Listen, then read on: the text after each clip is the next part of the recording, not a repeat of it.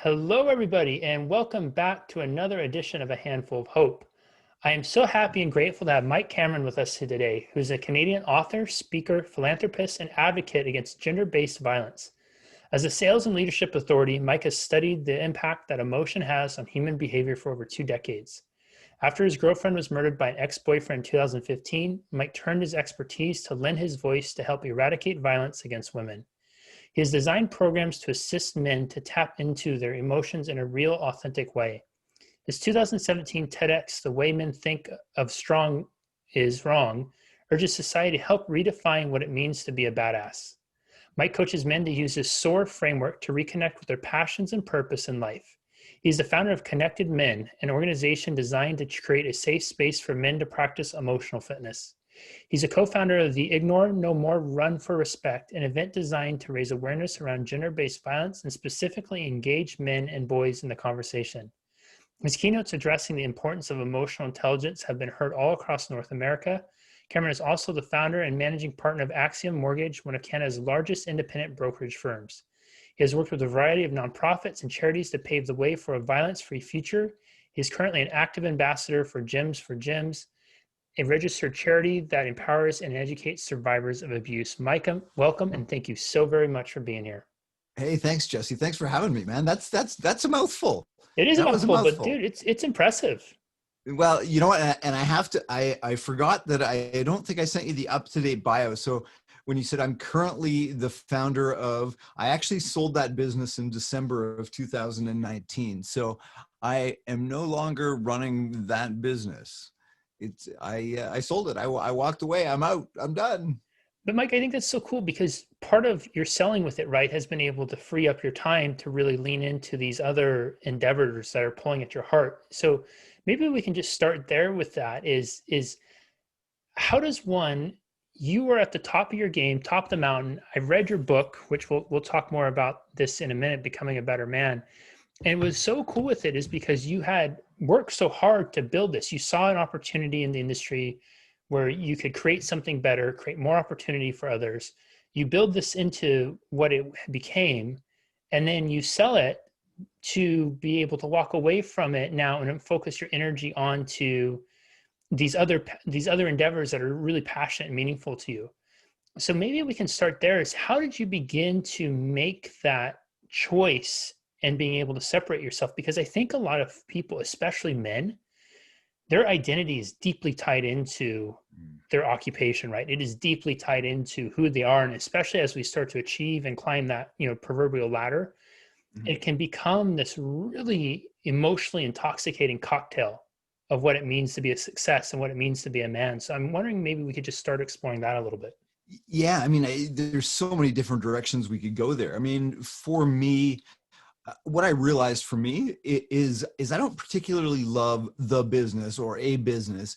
What I love building things. Hmm. So doesn't necessarily matter what it was, what it was. I've worked with a number of nonprofits. I've created a number of different organizations. I've built a couple of different businesses.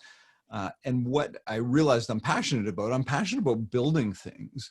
And I'm passionate about building things that make an impact, that actually have the opportunity to change lives, which, I did in a business context for a very long time. And then, yeah, when Colleen was murdered, you kind of shift. I mean, I had been already sort of exploring who do I want to be more than what I want to have or what I want to accomplish. And that had already shifted for me to start exploring that, who do I want to be rather than, what do I want to accomplish? Hmm. And then of course, in 2015, when Colleen was taken, it made me again, just sort of accelerate those learnings, that realization that, and I talk about this in the book. I mean, they can take away what you have, but they can never take away who you are. So focus on becoming more, not having more. So ultimately, and with respect to Axiom Mortgage, my primary business, I didn't want to make a sort of quick decision based on that emotional space I was sitting in after Colleen was killed. So I stuck it out for a number of years after that, but just realized that, as you said, like my passion just wasn't there anymore. And I built that again. Where I got excited was going from, I had a 750 square foot office by myself. I eventually hired an assistant, and then ultimately, we ended up with 400 or 500 mortgage agents across the country, 26 different licensees, franchises across the country. So, that was, for me, the journey was the fun part, less so the destination. And then, yeah, as you said, I mean, my priorities started to shift after that. And I realized that, where can I significantly contribute to the world? And that's one of the things I talk about often, is moving from success to significance. Mm. And that became more of a priority for me. Certainly we could have done more with the business, and the fellow that bought me out. I mean, he's going to continue to grow and build that business, and there's still lots of opportunity there, but it just wasn't something I could continue to be excited about. So yeah, it's easy to get these golden handcuffs, and for me, that was the hard part. I'd gotten to a point where I didn't have to work that hard. It was kind of that, I don't know if you're familiar with Zig Ziglar's and the pump. I mean, I'd been pumping that well hard for a lot of years. And so we were now at the point where it was just that nice, slow, easy pressure, keeping that thing going and keeping that water flow going. So to walk away from that was a challenge, because I had a good income. I had a very good income coming in. It was relatively stable. But I realized, it's that sort of old Viking tradition. Sometimes you got to burn the boats at the shore.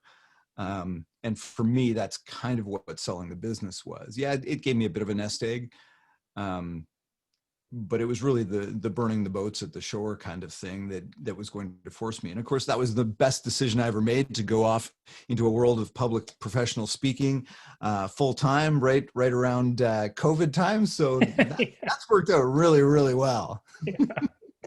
Yeah, we should have talked about that before March. Yes. I love your Zig Ziglar impression, by the way, too. I think you nailed it. Mike, let's talk a little bit about men in vulnerability, because you said something that I find utterly fascinating. I've shared with you that I've done a lot of work in the grief space and have spoken quite a bit about it. One of the things that is incredibly fascinating with humans, but I'll say for men specifically, because I see men doing this more so than probably women do, is men, when they start to feel so deeply, it literally is like the oh shit panic button comes up. And rather than going within like you did, they go more almost externally. And so it's like they will often lean even harder into work. They will lean even harder to this familiarity thing that they have, because they feel, and this could be conditioning, there's lots of reasons, but they feel so much like maybe the fabric of what it means to be a man now is being threatened, because they feel so deeply. They feel like they don't have control, they don't have power, they don't have stability, they don't have, and then they're hurting so much inside. And I think that most men in a circumstance similar to you would not have had and I don't want to put words in your mouth, so please correct this, but the foresight to be able to look within, to be able to say, like, how do I make this evolution from success to significance? How do I literally look at this thing that it's fun to build and it's cool and stuff, but I'm not really passionate about it, and it's time to go and lean into finding what that is. How did you develop that wherewithal to do that, and how can men be able to go and explore that for themselves? Well, first off, I mean, the number one thing that I think it takes to do that is courage. So part of it's a little bit of reframing, because I think if you talk to men about what values are important to them, I think most guys would say, I want to be courageous. I want to be seen as courageous. Courage is high on my list of values. So if you can reframe it, and for me, that's what I realized, and I had to do that, because for a lot of years, I did exactly what you talked about. Like, I threw myself into work. It's why I'm not married anymore. You find these ways of what I call emotional suppression or numbing. For some, it's substance abuse. For some, it's more socially acceptable. It's workaholism. So for me, that's what it was. I threw myself hard into my work, and I became successful, and I got patted on the back. Way to go, Mike. Way to go, Mike. But really, I was avoiding a lot of the shit that was going on at home that I just didn't want to deal with. So, when my marriage fell apart and I realized that wasn't what I wanted, I started looking inward. I picked up yoga and meditation, and really started going down that sort of self-discovery path, even deeper. I mean, I think I picked up my first Tony Robbins book when I was 18. Unleash the Power Within was kind of the first motivational self-help book I ever read.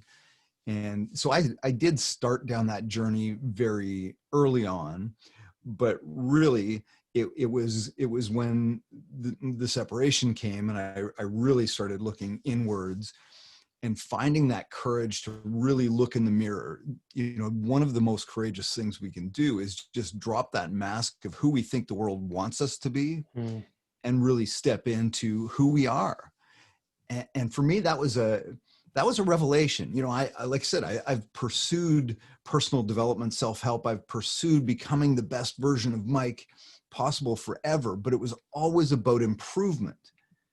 And what I realized is maybe it's less about becoming a better Mike and more about becoming more Mike. And it's not about adding things. It's about shedding things, shedding that mask, and really being able to show up in a real and authentic and true way. And the day after Colleen was killed, I'm taking the long route to get to the answer to your question, but the day after Colleen was killed, I had a friend, a yogi friend out of Montreal, share with me Ram Dass's letter to Rachel. And in that letter, it's very short and it's well worth the read. Ram Dass was an American spiritual leader from the 70s. He wrote the book Be Here Now. But in that letter, there were kind of three key takeaways for me. And the first, he said, who among us is strong enough to remain conscious through such teachings as you are receiving? Probably very few. And when I read that, I just thought, all the work that I've done my entire life has taken me to this spot. Whether I like it or not, it's a fact. I'm here. It's a fact. I can't avoid where I'm at.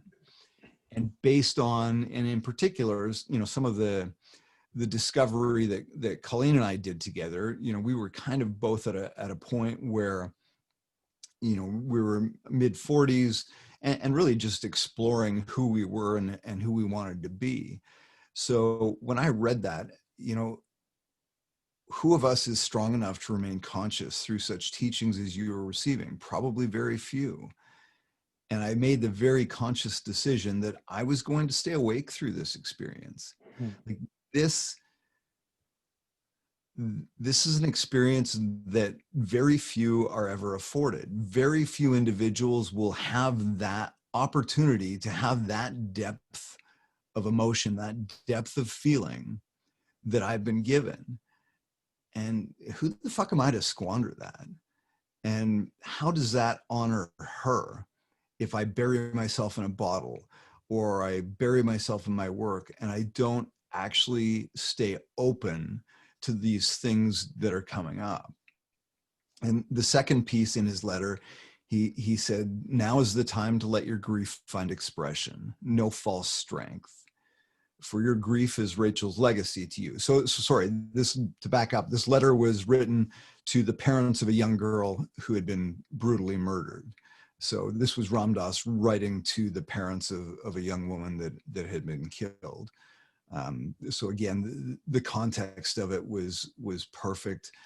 And that last piece that he talked about that really spoke to me was, our rational minds will never understand what has happened, but our hearts, if we keep them open, will find their own intuitive way. And I can't tell you how many times I said, why did this have to happen? Why to her? Why now? Why? And as you well know, there is no explanation. There's no logical, there's no rational answer. But our hearts. if we keep them open, will find their own intuitive way. So for me, it was really about finding the courage, something that I value deeply. You know, I run 100-mile ultra marathons. I pride myself on being tough, on being courageous. It would not have been very courageous to throw myself into work, to bury myself in a bottle, you know, to do any number of other things that I could have done. What took courage was to actually sit there and feel those feelings that were coming up, as nasty as they were.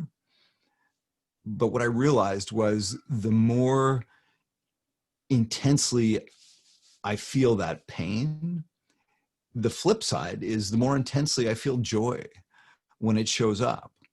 And just being able to practice in those opportunities when life throws shit at you, it just, for me, it's the difference between living in black and white and 4K high def color.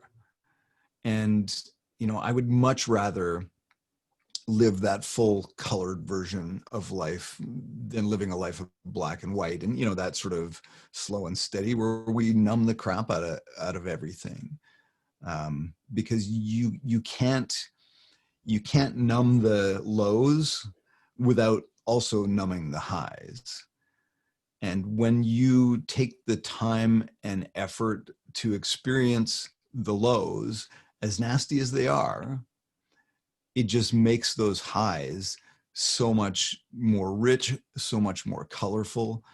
And, you know, for me, that's mostly, it was, again, who am I to squander this experience, this gift? I choke up saying it. Who am I to squander this gift that she's given me? And it feels horrible to say that. But if I don't embrace this, then it's just a waste. It's just an absolute waste. And I don't want this to be a waste. I appreciate you sharing that, Mike. You know, going through and reading your book, one of the things I found, or I observed, I should say, while reading it was interesting hearing you recount the early years of life and hearing you describe the journey and adding an emotion through it, because it has this almost, you know, kind of observational piece of the guy looking back over his life and kind of laughing at the good times and thinking, God, what a moron I was back then, you know, those kinds of things. And it's great from an observational perspective, but it didn't have the depth that it had until Colleen came into the picture. Right. And what was really fascinating is in the book, at least for me as a reader, I experienced this whole new space of you.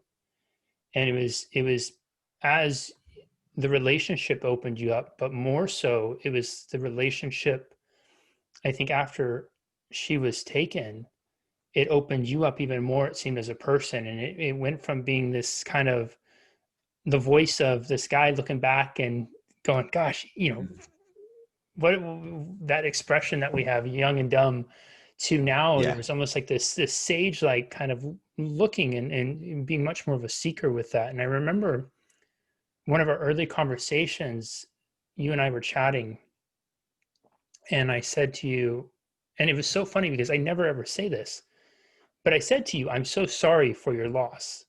And even as I said that, I could feel myself going, why are you saying that? You never say that. It sounds so weird. And I don't say it specifically for that reason, because I feel like when I'm saying I'm sorry, I'm almost excusing myself from having to make myself available to go through the messy stuff.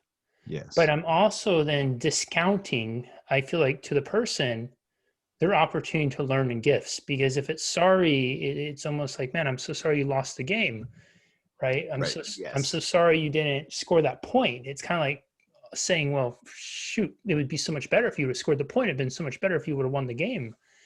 And it's not to say that we we want people that we care about to be taken from us or pass away. But it speaks directly to that honor piece that you're talking about, that I'm a big believer in how we choose to live after someone we love is gone is how we choose to honor them. And if our framework for honoring someone is foundationally built on sorries, I think that inevitably will lead to more struggle for people beyond that. And when I said that, I'm so sorry, you stopped me and you said, no, no, and basically said, I'm not sorry because of the gifts. And I'm wondering, you've already kind of touched on this, but maybe we can expand a little bit more with it. As you started to lean into that exploration of keeping your heart open after Colleen was killed, what were some of the gifts that started to make their presence known in that time afterwards? And again, I think it was really just the depth of feeling. I mean, there's sort of a spectrum of emotion, and we know it, right? We find a penny. Hey, well, that's great. That's exciting.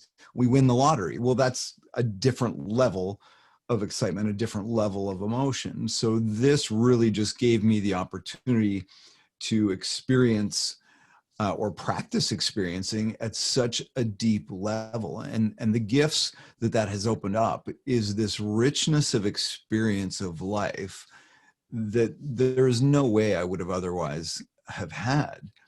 I was out yesterday actually for a coffee with some friends who we do some work together in the violence prevention space. And this is a young couple who are musicians. And we went to their music concert. I don't know, it was probably 6-8 months ago now, maybe even more than that, given COVID. But I took my partner, Michelle, and 2 other couples, and we went to this concert, and they're just incredible musicians with incredible stories. So Alexander, the husband, he's got his own story of trauma, childhood sexual abuse that he talks about through music. And so he shares his story from stage, and the music is just so beautiful, but I can feel it now. Like it's the richness of experience sitting with my partner, Michelle, who we've been together 3 years now. So maybe 2.5 at the time. And some close friends, and just the level of connection, the depth of experience, the depth and breadth of experience that has brought is something I never ever would have had. I never would have had. Again, I've been to lots of concerts. I enjoy music. I enjoy music a lot. But yeah, to be able to feel it like that, and to be able to, so it's one thing to be able to see a sunrise, but how many of us actually ever feel a sunrise? And when you can start to practice feeling things like a sunrise, or even, Michelle brought this up. I ran the Tarawera 100-miler down in New Zealand in February for my birthday, and I got really sick. I got stomach flu, so I had to pull the plug at 50 miles. So, these are races that I've trained an entire year for. We flew to New Zealand to do, so this was a big, big thing, and I had to pull the plug halfway through. And rather than get angry and upset, I was incredibly disappointed. And I remember Michelle coming up to me on the beach the day after and just putting her arm around me. And she says, "What are you doing?" And I said, "You know what? I'm just enjoying the disappointment. I'm just sitting with it. I'm absorbing it. I'm observing it. I'm getting curious about it." And that just blew her away. And frankly, it blows me away too, that I can sit with that. Again, it's pretty freaking disappointing when, we traveled halfway around the world to run a race that I've been training an entire year, and I get a flu bug 36 hours before the race, and I have to quit. But just being able to sit with that experience, not judge it, not get annoyed by it, but just observe it and see, what can I take from this? What can I learn from this? because life is going to throw you disappointments. And again, for me, it's part of the other thing I've learned is that, as I said, everything in my life had prepared me for that moment. Mm. So when we can start to take the moments we have control over and use those as opportunities to practice, and I often use, the frustration of rush hour traffic. If you're driving in rush hour traffic, somebody cuts you off and you want to shake your fist and yell at them and, asshole, what are you doing? So if you can take that as an opportunity to practice, like, let's just take a pause, take a breath, slow down, practice some empathy. Maybe they're having a shittier day than you. Maybe their partner's in the hospital. They have to get somewhere quick. Who knows? Yeah. But we can start to practice that empathy piece and control and get curious about, okay, well, why is that pissing me off so bad? I mean, really, it's going to cost me 30 seconds between here and my destination. Why is that so frustrating to me? And when we can start to do that regularly, then that prepares us for those big moments. When we lose somebody, when we don't get that job we were really hoping for, when we get fired, when we get laid off, when crisis comes, when we prepare in the calm for the coming of the storm, that really, that's been a profound learning for me. And that's probably the biggest gift that she's given me, is to realize that all of these little things are opportunities and opportunities to practice. And if we can look at them that way, and the bigger the calamity, the bigger the crisis, the harder it becomes to look at them that way. But if we can, again, I can't change what happened to her. If I could, I would, but I can't. And so now, who am I to waste that opportunity? Mike, I appreciate the music example you just shared. And I think it beautifully illustrates what you're getting at in terms of the depth of feeling. And, if emotion is really life, like we're playing this game of life for emotion to up-level our experiences. You had a story in your book about going to a concert with a friend. And I think it was like some hard rock, heavy metal kind of concert or something like that. And you talked about charging in there, and you're in there in the mosh pit, you lose sight of your friend. You're having what we would stereotype as the ultimate concert experience, right? You come out, you're drenched with sweat, you had an amazing time, you're bruised but full of like just life, and you can't find your friends, so you guys are going to meet up later on. And to contrast that with the story you just told about feeling music at such a deep and intimate level, that you're surrounding yourself with these storytellers who are telling their trauma story through their music, and that you might not be going mosh pitting the experience, but you're feeling it in what sounds like an even deeper and more profound way than it was. And I think that speaks beautifully to kind of the evolution you're talking about of allowing yourself that greater depth of feel. Mm-hmm. I know for me that, gosh, there was most of my life that when I would go into a movie and I would feel compelled to cry, I would sit there and take the deep breath, fake yawn, try to stifle it, because it was, I didn't want to seem like a wuss or whatever it was to cry. And what I realized is I was robbing myself of these emotional experiences. I was robbing myself of being able to feel. I was robbing myself of being able to allow and acknowledge what is deeply meaningful to me, and what can I feel at a deeper level. And I think that that's such a, God, what a beautiful gift. Mm-hmm. That may be one of the most beautiful, if not the most beautiful gifts I can imagine one human being can impact on us. And I think maybe we can shift gears just really quickly with the last few minutes. Actually, yeah, we'll shift gears to this. I want to talk to you a little bit about the violence. I read a quote from the Dalai Lama earlier today, and he was talking about how we cannot, the quest of essentially, and I'm paraphrasing, but it was essentially that it's futile almost trying to bring about world peace when we're not focusing on bringing about inner peace. Yes. And if we really want to, we really want to focus on bringing world peace, right? We have to focus on inner peace first. I'm wondering, in your work now, what you're doing to try to work on eradicating violence against women and reducing violence. Is that a similar experience that you're coming into? Are you seeing like patterns play out where if people had resources of developing inner well-being first, that there would be less need to have violent expression. Yeah, without question. I mean, that was one of the things that, as a successful business guy, like, I'm a doer. I make shit happen. And so when Colleen was killed, I had a lot of people that wanted me to go after the justice system, which certainly let her down. She'd filed all the right paperwork, had the right restraining order.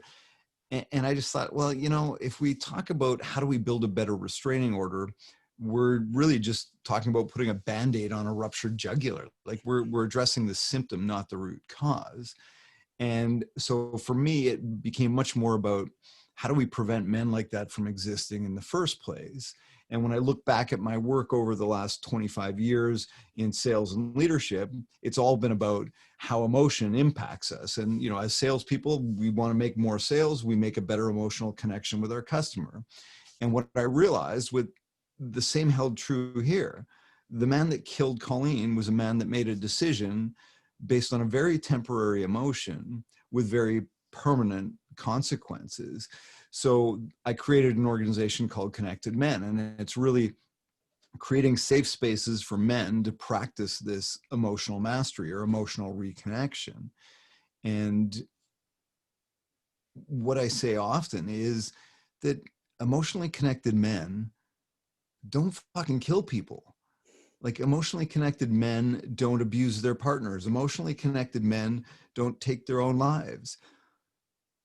Emotionally connected men make better fathers. They make better husbands. They make better partners. They make better human beings. They make better citizens. So yeah, if we want to get to violence prevention, I mean, we can try and stop the behavior all we want, but unless we address the underlying, maybe it's trauma, or, I mean, ultimately it's emotion, whether that emotion is caused by trauma, or whether it's caused by, who knows what. There's a myriad of other factors that make us feel the way we feel.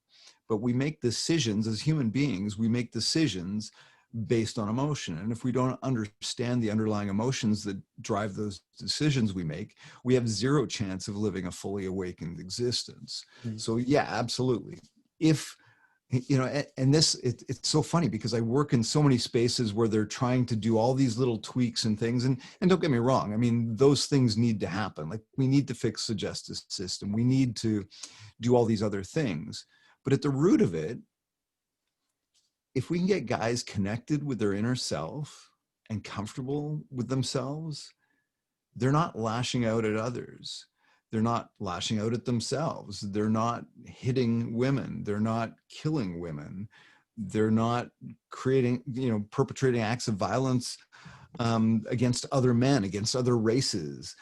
Again, it's the root of so many problems. And where I started in sort of the violence prevention, now I'm working with CEASE, the Center to End All Sexual Exploitation. I'm working in the suicide prevention realm as well, because again, they all come back to that same sort of root, which gets me really excited. As you can tell, I light up because I really feel like, to your point, if we can get back to that root cause, that world peace doesn't happen until we have inner peace. So if we can create inner peace, then yeah, I mean, all of this other stuff goes away.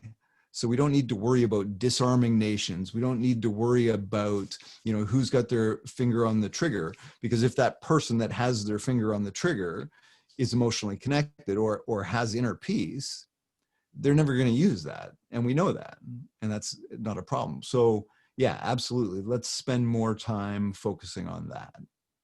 Mike mentioned, just for everybody knows, Mike's located up in Canada. Mm. I live in Southern California in the United States. Mike mentioned fixing the justice system. In the USA right now, we're talking a lot about fixing the justice system. I had a client in Europe not even 2 weeks ago message me talking about how they need to fix the justice system. The reason I mention that is because I think oftentimes maybe the narratives are focused on that, right? We need to fix this, we need to fix this system, we need to fix this. And what I appreciate so much about that share, I appreciate the entire share, but also bringing to attention that this isn't a unique thing, whether you're Canadian, American, European, wherever it is. It's to the point that it's not a government solution to fix. It's a human issue, Yes, and yes. it's also, I think it's a beautiful way to bring light to the fact that as much as we may, oftentimes mainstream narratives focus on our differences and highlight what makes us different, Canadian, American, European, how we do things differently, whatever it is. But when you really get past all that nonsense and smoke screens, you see that it's very much human beings just living one place or another. We just have different languages, different belief systems, maybe on the surface, but deep down, these are human issues. It's not a Canadian issue. It's not an American issue. It's not a European issue. It's a human piece. It's human behavior that needs to be looked at, not so much the systems that we're using to govern behavior. But if we could attach the behavior, if we could affect behavioral change, we don't need that band-aid for the jugular anymore. And I think that's really worth noting. Mike, we're getting to that point I told you earlier where I said selfishly I would love to keep going on, but out of time integrity, respect for you and the listeners, watchers, I'll just ask you one final question. But before I do that, where can people find and connect with you online? MikeCameron.ca is probably the best bet. All my socials stem off of there, and I'm actually moving away from a lot of socials, and we're building an online community right at MikeCameron.ca so that it can be focused and continue to be positive, so we can get away from some of the crap that we see on the rest of the social media feeds. But yeah, MikeCameron.ca is the best bet. And we'll have links and everything to all that on here too. Mike, you mentioned being a doer. And I think there's a lot of people listening and watching right now that are doers too.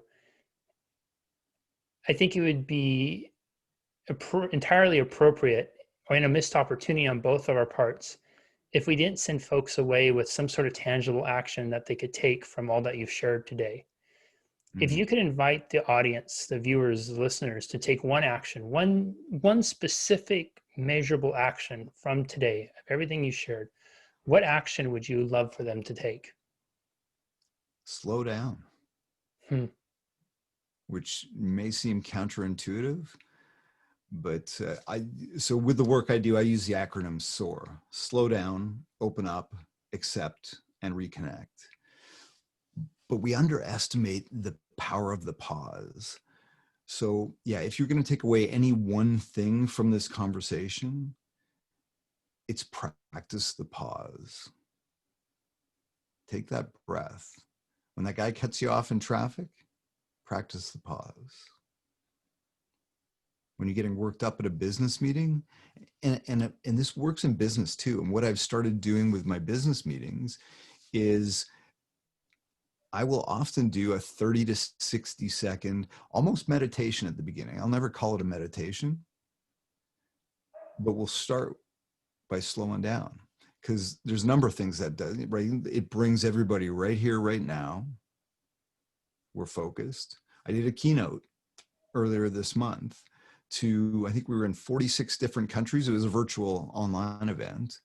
And I started with maybe 3 minutes of slowing down and just bringing everybody in.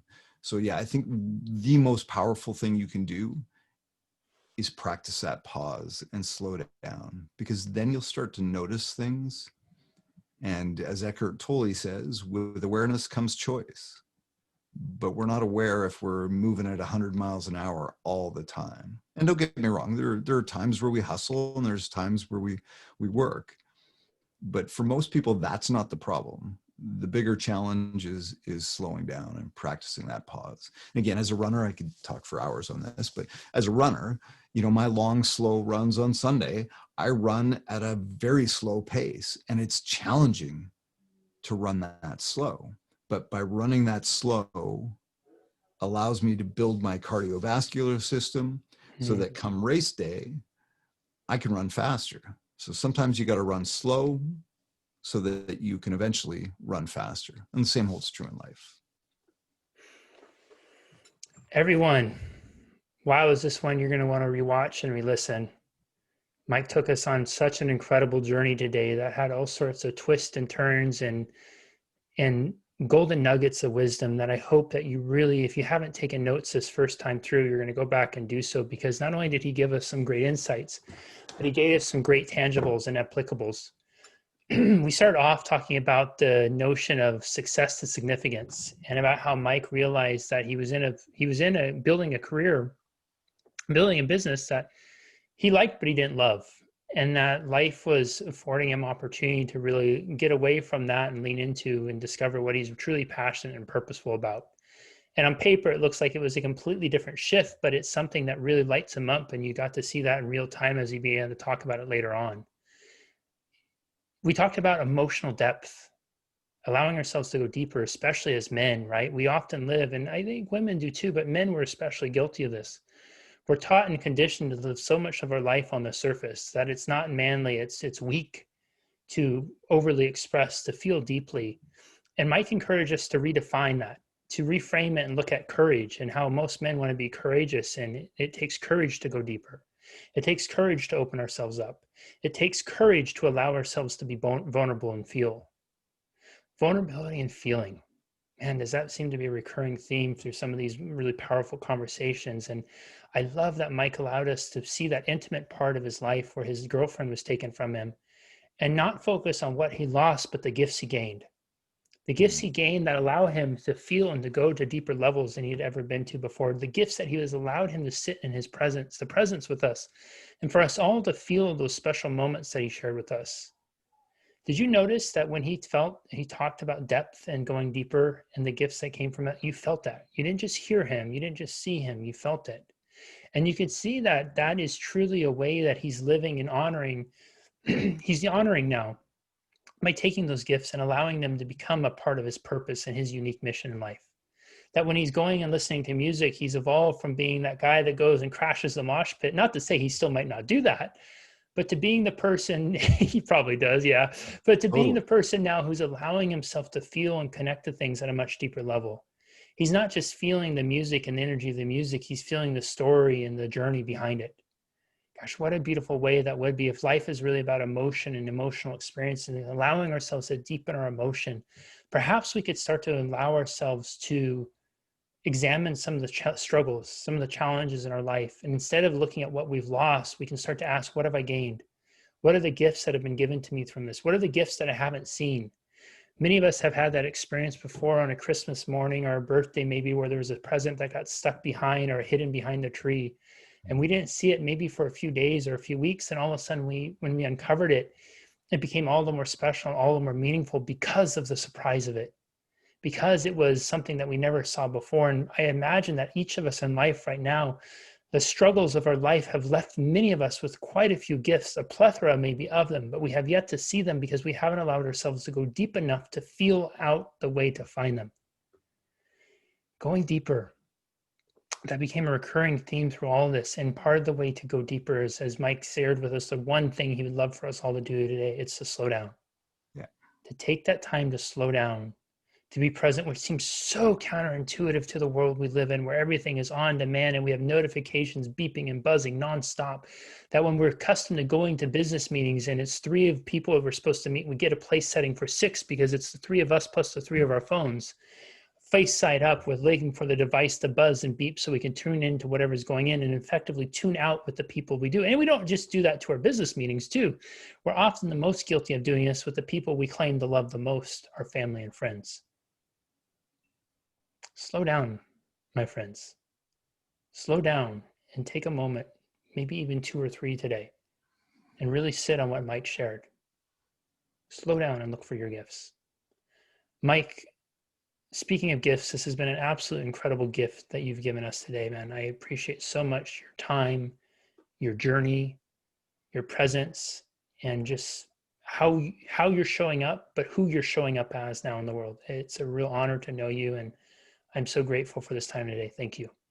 Thanks. My pleasure, Jesse. It's been wonderful to cross paths with you as well. I feel like there's lots of good yet to come. I do too, man. We have some brainstorming to do. I'm going to mention a couple things to you right after this. All right, everybody. We'll see you next time on another edition of A Handful of Hope. Bye-bye. Take care, guys.